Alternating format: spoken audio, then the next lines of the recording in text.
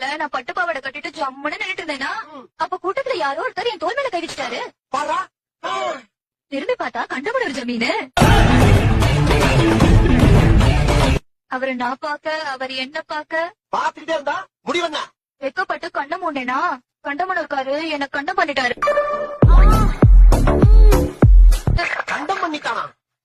அப்புறம் கண்டமனூர்காரர் விஷயம் அவங்க அண்ணனுக்கு தெரிஞ்சு போச்சு. தெரிஞ்சு போச்சா? அவங்க அண்ணன் தம்பிக்காரத கொலையா கொண்டு போன? அதுதான் இல்ல, தம்பி பொண்டாட்டிய தான் பொண்டாட்டி மாதிரின்னு அவர் யதார்த்தமா கேட்க நான் பதார்த்தமா விட்டு கொடுத்துட்டேன்.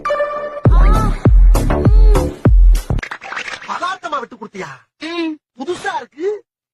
சரி, 2 பேரும் சேர்ந்து வாழ்க்கை விளையாண்டாங்க, போய் தொலைது. இந்த விஷயம் வேற யாருக்கும் தெரியாத. நானும் அப்படிதான் நினைச்சேன். ஆனா இந்த விஷயம் வீட்டு வேலைக்காரனுக்கு தெரிஞ்சு